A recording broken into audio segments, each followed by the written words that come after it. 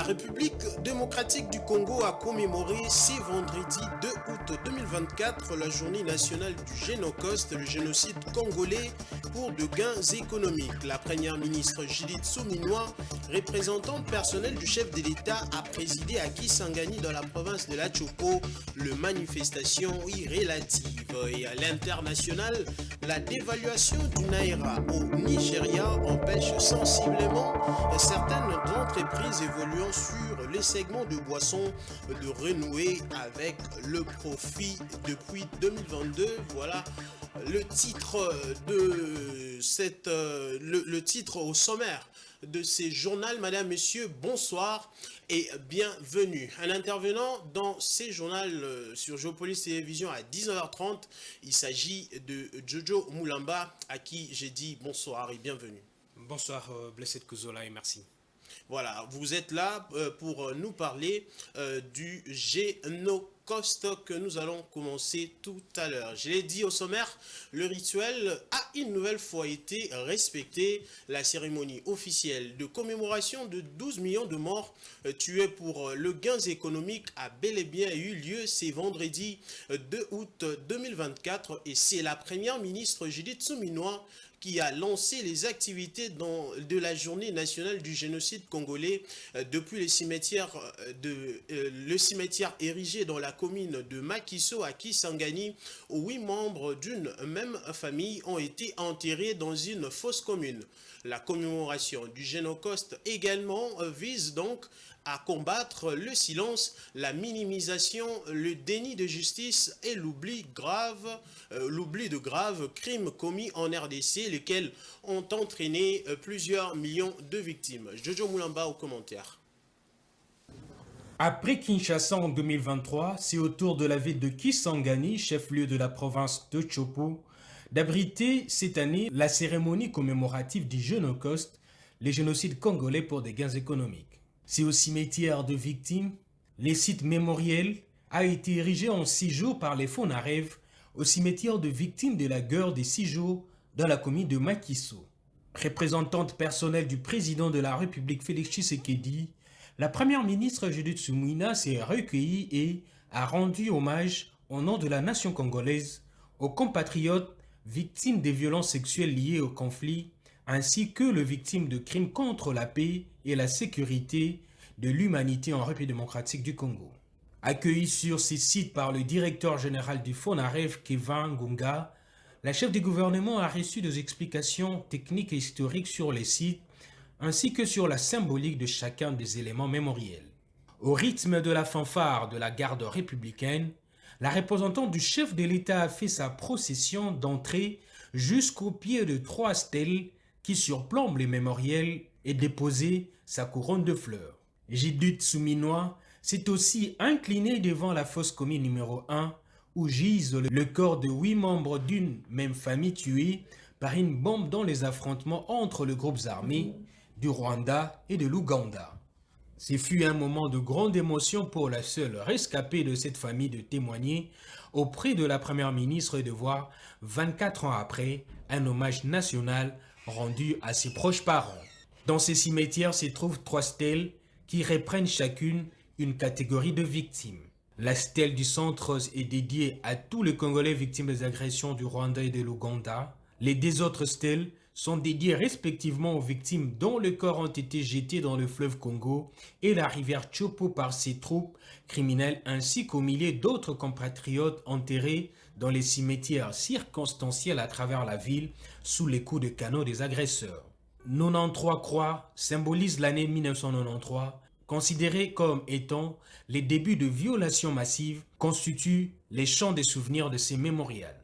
À travers cette commémoration, le président de la République a voulu exprimer la solidarité nationale et la reconnaissance de toutes les victimes ainsi que leur souffrance. Ces victimes ne seront plus jamais seules. Et puis, la journée du 2 août dédiée à plus de 12 millions de Congolais victimes de violences est un moment de réflexion et de prise de conscience. C'est sous cette interpellation et conviction que les Ituriens ont commémoré ce vendredi 2 août la journée du Génocoste. Un culte écuménique a été organisé à l'esplanade du gouvernorat de cette province. Un reportage de la presse militaire de l'Ituri.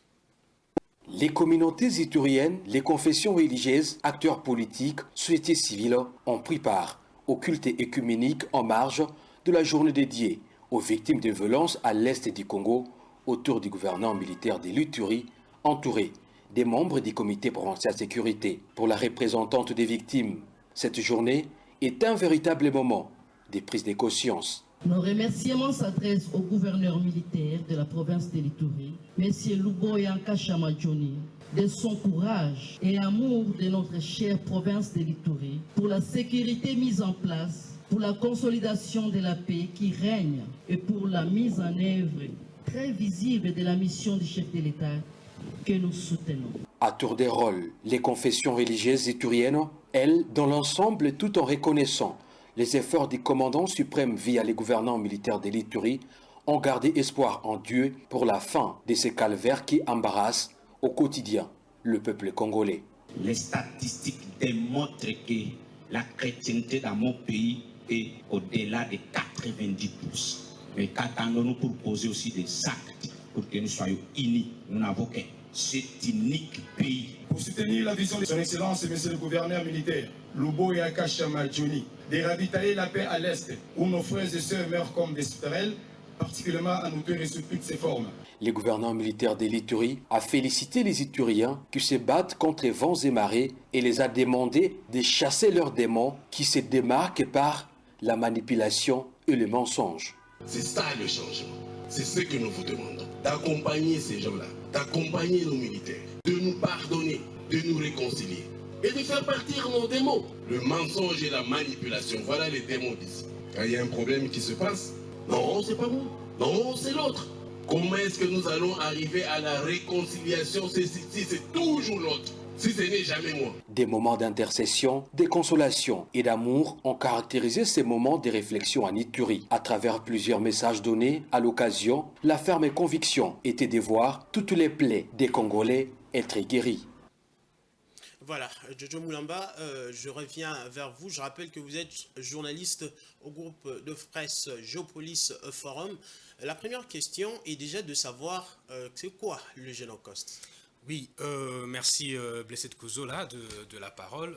Comme nous le savons tous, la République démocratique du Congo commémore le 2e anniversaire de la journée nationale du génocide congolais pour de gains économiques. La première ou le premier anniversaire a été lancé le 2 août 2023 par le président de la République, Félix Antoine Tshisekedi Tshilombo à Kinshasa. Et cette année, c'est la ville de Kisangani qui a accueilli ces grands événements qui rend hommage aux 12 millions de Congolais victimes des atrocités liées aux conflits armés dans la partie est de la République démocratique du Congo. Génocoste, il faut le rappeler, c'est une initiative de la plateforme congolaise d'action de la jeunesse pour la reconnaissance du génocide perpétré en République démocratique du Congo. C'est CAYP.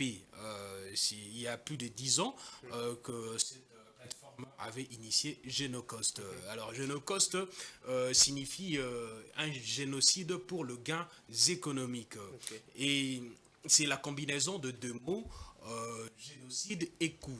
On a utilisé les mots coût pour en fait éliminer l'aspect en fait le discours trompeur, okay, distillé par les médias occidentaux selon lesquels la cause profonde des morts que la République démocratique du Congo a connues tire son origine des conflits tribaux, alors que c'est faux. Le vrai ou la vraie cause de ces génocides, ce sont les gains économiques. Ce sont les gains économiques, l'intérêt économique, l'exploitation l'exploitation de minerais congolais, et surtout que dans ces siècles, c'est les cobalt, le coltan, l'or qui sont le minerai le plus prisé par le multinational. Alors il était vraiment donc important de pouvoir commémorer en fait les millions de morts, les millions de Congolais qui ont perdu la vie à cause de la barbarie des États voisins, de pays voisins. Depuis 30 ans. Depuis 30 ans. Et donc, la plateforme Kaipi a pris cette initiative puisque on peut se souvenir, il y a plus d'un siècle, donc plus de 100 ans déjà, que la République démocratique du Congo a connu aussi la disparition, la perte de millions de Congolais entre 1885 et 1908, et c'était sous l'égide du roi Léopold II, et là c'était à cause de l'exploitation du caoutchouc. Des Congolais sont morts, c'est entre 10 et 13 millions de morts. Et cette histoire a été supprimée soigneusement dans le programme d'enseignement de la République démocratique du Congo pour laisser place à l'histoire selon laquelle Léopold II, c'était un grand bâtisseur. Léopold II, c'est lui vraiment qui a conçu le Congo et qui a légué aux Congolais ce que nous avons aujourd'hui. Alors que nous ignorons que lorsque nous lisons Ndaiwel, Isidore Ndaiwel, le grand historien congolais, et Adam Hochschild, qu'il y a eu plus de morts. Et les morts que la République démocratique du Congo a connues à l'époque, c'était plus de la moitié de la population de la République démocratique du Congo. Et aujourd'hui, la République, le gouvernement congolais a décidé que le Congolais puisse vraiment prendre les choses en main, ne plus attendre la communauté internationale pour reconnaître les Congolais qui sont morts, mais il fallait que le Congolais eux-mêmes prennent la responsabilité de pleurer et de rendre hommage à tous ses compatriotes. À tous ses compatriotes. La deuxième question de Joe Mulamba, on a vu que la République démocratique du Congo vient de célébrer cette journée du Génocide pour la deuxième année consécutive, et pour ce vendredi 2 août, c'était pas à Kinshasa, c'était plutôt à Kisangani, où la première ministre a représenté le chef de l'État. Qu'est retenir donc de cette journée du vendredi 2 août 2024, où les assises se sont déroulées à Kisangani, qu'on rappelle a été victime de plusieurs barbaries dans cette guerre, dans ces génocides depuis plusieurs années. Oui, c'est ce vendredi 2 août 2024, la première ministre qui a représenté le chef de l'État absent du pays pour des raisons de santé a lancé les activités commémoratives de la journée nationale du génocide congolais pour des gains économiques Génocost. Et c'était une grande cérémonie, et comme vous l'avez vu dans les images, les sites mémoriels a été bien aménagés par une structure de la présidence de la République, Fonarev, et c'est les cimetières où ont été enterrés des centaines de Congolais qui ont perdu la vie sous le coup de la barbarie de l'armée rwandaise et ougandaise, et qui c'est la fameuse guerre de 6 jours. La fameuse guerre de 6 jours qui s'est battue sur le sol congolais. Alors moi je pense qu'il était vraiment important aujourd'hui de célébrer pour commémorer pour la 12e fois cette journée. Je l'ai dit tout à l'heure, donc la première fois c'était en 2023, c'est le président de la République qui avait lancé les activités, c'était à Kinshasa, et Kisangani, c'était important puisque c'est là qu'a eu lieu ces drames, et la première ministre a été là, accompagnée d'une forte délégation gouvernementale, pour rendre hommage à ces 12 millions de Congolais, et une image qui a frappé vraiment, qui m'a frappé, ou bien qui a frappé vraiment, qui a touché la première ministre, c'était la survivante de cette situation. On a vu, elle faisait partie d'une famille dont 8 membres ont été enterrés dans une fosse commune. Et c'est à la fois, c'est plein d'émotions, c'est plein de tristesse, et c'est très révoltant hein, de voir de Congolais perdre la vie comme ça, et ce qui semble être oublié. Mais aujourd'hui, le slogan est plus jamais seul et plus jamais de Congolais morts oubliés. Voilà, une dernière question avant de vous libérer. Pensez-vous que cette journée du 2 août doit aussi devenir une journée chômée et payée sur toute l'étendue de la République, parce que c'est quand même une grande journée où la RDC commémore plusieurs victimes de guerre qui ont été pour des raisons économiques? Oui, c'est une journée en fait qui nous rappelle vraiment la perte de... Pourquoi on a choisi la journée des août? C'est parce que la guerre a commencé, c'est qu'on a appelé la guerre mondiale africaine. Oui. Il y a eu la guerre entre plus ou moins 9 pays. Okay. Hein, le Rwanda, l'Ouganda, et il y a aussi l'Angola qui était venu, et les Zimbabwe qui étaient venus en soutien à l'armée congolaise, sous l'appel du président Laurent Kabila.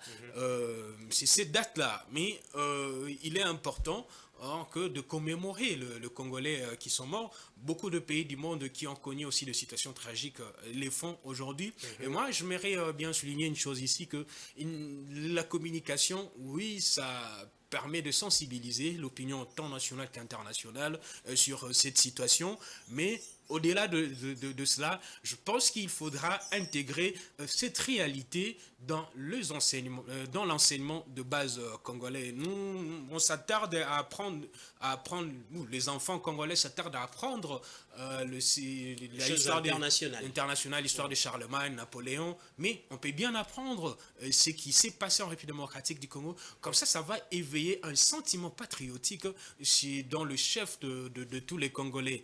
Et s'il faut une journée chômée payée, bon, ça va se suivre avec la journée du 1er août. Bon, quant aux autorités de décider, et à tout le Congolais de décider, mais moi je pense qu'il faudra intégrer aussi cette réalité dans les enseignements de base, dans l'enseignement de base de la République démocratique du Congo. Merci beaucoup Jojo Muyamba pour votre intervention dans ce journal. Merci, Blessed Gozola.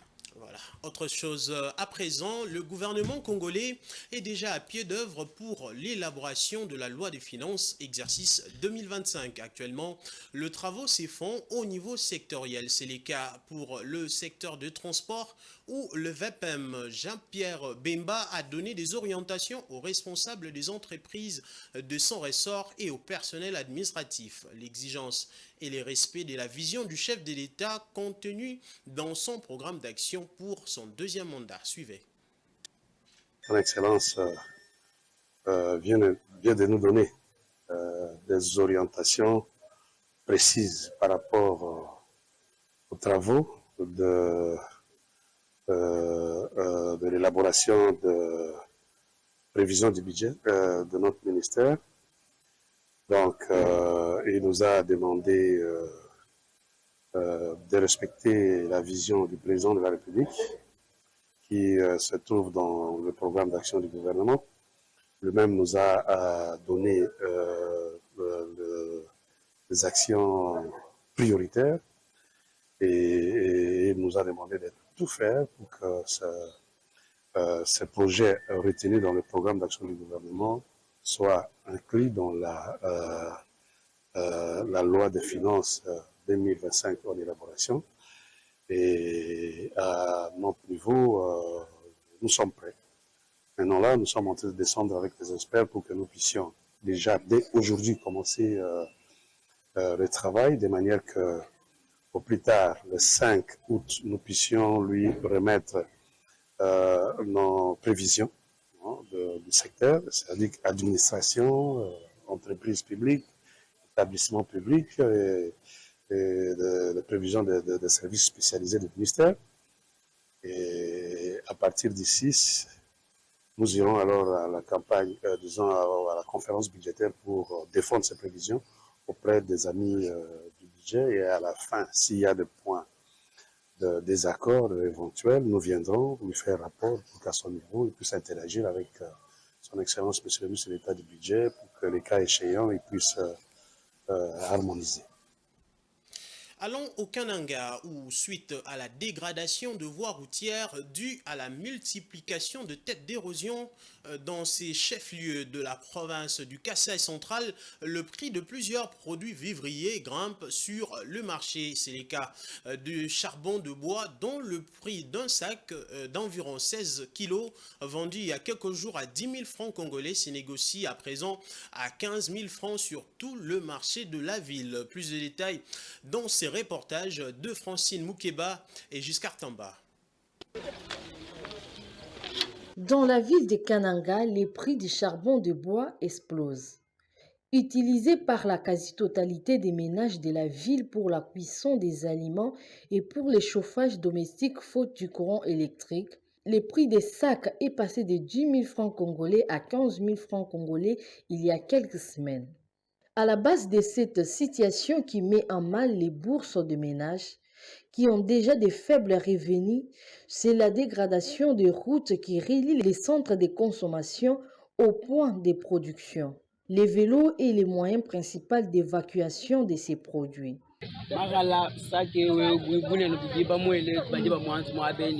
Nous vendons à 10 000 francs congolais et maintenant c'est à 15 000 francs congolais.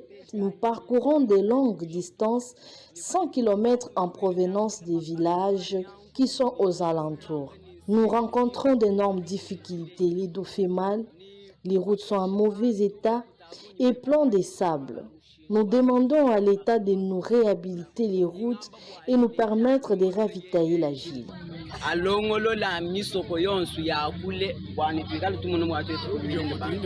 Outre les charbons de bois, plusieurs produits vivriers, notamment les maïs, connaissent déjà une fluctuation de prix sur les marchés de Kananga au grand désarroi de la population locale.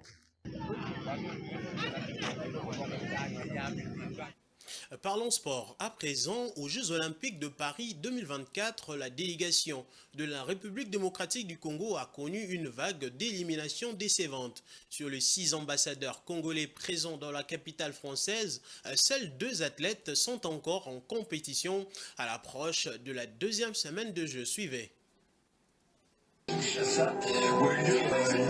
Parmi les athlètes éliminés figurent Arnaud Kisoka en judo, Marcela Sakobi et Brigitte Mbambi en boxe, ainsi qu'Aristote Ipelenga en natation. Ces éliminations successives ont été un rude coup pour la délégation congolaise qui ne compte désormais plus que 2 représentants en lice. Celles David Miansadi en natation et Dominique Lasconi en athlétisme restent sur la brèche et seront attendus sur la scène olympique ce samedi. Les supporters congolais espèrent que ces 2 athlètes pourront redresser la barre et offrir une meilleure performance pour sauver l'honneur de la RDC dans cette édition 2024 des Jeux Olympiques.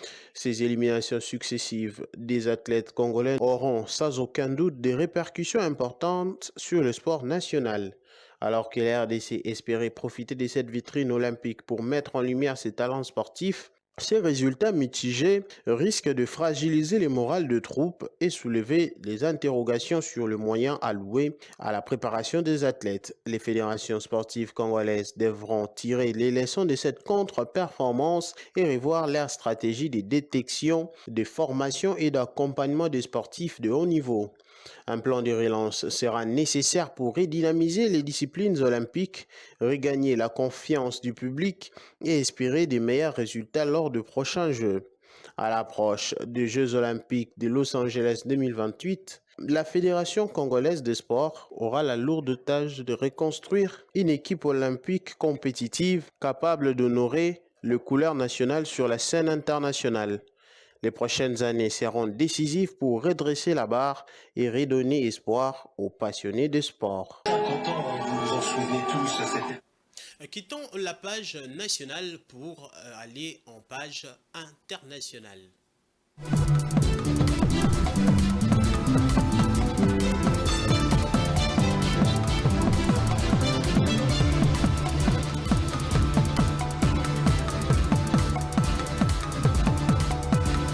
Je l'ai annoncé au sommaire, au Nigeria, certaines entreprises agroalimentaires, en particulier celles évoluant dans les secteurs de boissons, ont du mal à renouer avec le profit depuis 2022. La dévaluation du naira et l'inflation qui ne cesse de progresser affectent fortement les performances de ces opérateurs. C'est un élément de Rachel Misenga qui est au commentaire. L'entreprise brassicole Guinness Nigeria, filiale locale du fabricant britannique de spiritueux Diageo, a réalisé un chiffre d'affaires de 299,5 milliards de naira, soit 180,4 millions de dollars.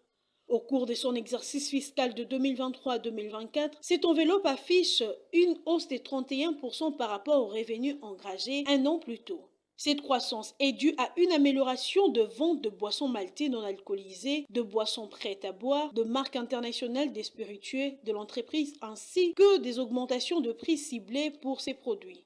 En dépit de l'amélioration de ces ventes, Guinness Nigeria a clôturé l'exercice fiscal 2023-2024 dans le rouge, déclarant une perte nette de 54,7 milliards de naira, soit 33 millions de dollars. Pour expliquer ces résultats mitigés, l'entreprise cotée à la bourse de Lagos met en avant les climats des affaires difficiles qui a affecté ses performances. L'environnement macroéconomique est caractérisé par une baisse des revenus disponibles de consommateurs en raison d'une inflation record, de la dévaluation du naira ainsi que de la suppression de subventions aux carburants. Selon les détails fournis par la déclaration financière de Guinness Nigeria, la dévaluation du naira a occasionné une perte de change nette de 93 milliards de naira, soit 56 millions de dollars, en 2023-2024.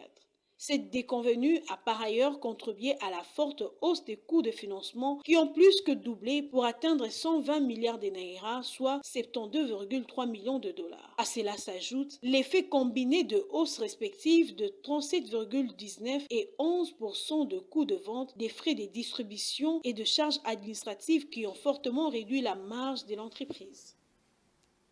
Et puis au Kenya, l'inflation a baissé à 4,3% en glissement annuel en juillet contre 4,6% le mois précédent. Selon le Bureau national des statistiques du pays, l'indice de produits alimentaires et des boissons a diminué de 0,5% entre le mois de juin et le mois de juillet. C'est un élément de nos confrères d'Africa News. La décélération des prix des principaux produits alimentaires et du carburant se confirme au Kenya. L'inflation a baissé à 4,3% en glissement annuel en juillet contre 4,6% le mois précédent, selon le Bureau national des statistiques du pays. Le bureau d'analyse de données indique également que l'indice des produits alimentaires et des boissons a diminué de 0,5% entre juin et juillet. Le bureau des statistiques informe également que l'indice du logement, de l'eau, de l'électricité, du gaz et des autres combustibles a également baissé de 0,4%. Les prix de 200 et de 50 kWh d'électricité et du kérosène ayant diminué respectivement de 9,4%, 4,4% et de 0,8%. Sur une base mensuelle, l'inflation était de moins 0,2% contre 0,4% en juin. Le gouvernement vise un taux d'inflation compris entre 2,5% et 7,5% à moyen terme. Place à présent aux journaux parus dans la ville de Kinshasa, c'est vendredi 2 août 2024 avec la revue de presse.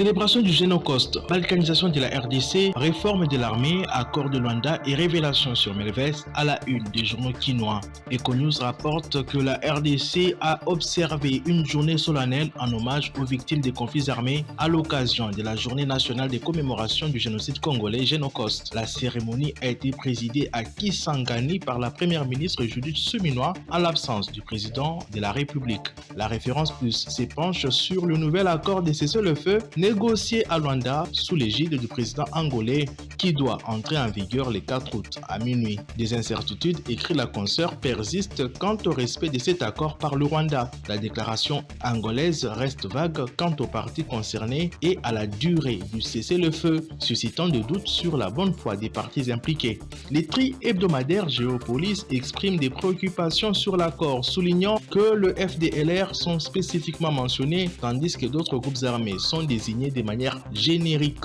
L'accord semble refléter les narratifs rwandais plutôt que congolais en ne faisant pas mention du M23 ni de l'agression rwandaise, malgré les affirmations de Kinshasa sur le soutien rwandais aux rebelles du M23. Le général à la retraite Malou Dianda, dans une tribune publiée par le Phare, critique la gestion militaire congolaise. Il déplore que l'armée ait cédé des territoires riches en minerais aux troupes du M23 soutenues par le Rwanda et l'Ouganda. Il propose pour pallier à cela plusieurs réformes dont l'installation d'un centre de coordination opérationnelle intégré à Goma, l'accélération de la formation des troupes aéroportées et des commandos, ainsi que la création de troupes blindées pour la reconnaissance.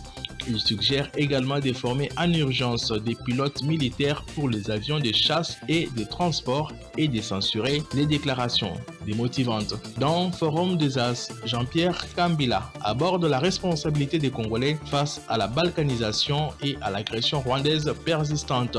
Il évoque les principes historiques d'oppression des nations et critique l'image projetée par la RDC. Kambila déplore que les faiblesses internes et les conflits politiques affaiblissent la cohésion nationale et la position diplomatique du pays. Il appelle à une réflexion sur l'idéologie dominante et la perception de la RDC à l'international. Une enquête d'Ouragan et d'Africa News soulève des doutes sur la capacité financière de la société turque Midwest, qui a signé des contrats pour plus de 4 milliards de dollars américains avec l'État congolais. Des sources affirment que l'État a servi de garantie pour des emprunts contractés par Midwest, suggérant un manque de préfinancement par l'entreprise et une couverture de coûts par le gouvernement. Le projet concerné inclut la construction d'un centre financier, d'un aéroport et d'autres infrastructures majeures. Les critiques soulignent l'absence de financement réel par Midwest, remettant en question la transparence de ces transactions. Les noms de l'ancien ministre des Finances Nicolas Kazadi est à nouveau mentionné dans ces dossiers pour avoir, selon les enquêtes, effectué des paiements en urgence à Midwest sans en informer le président de la République et le Premier ministre. Fin de cette revue de presse. Merci à vous de l'avoir suivi et bon début de week-end chez vous.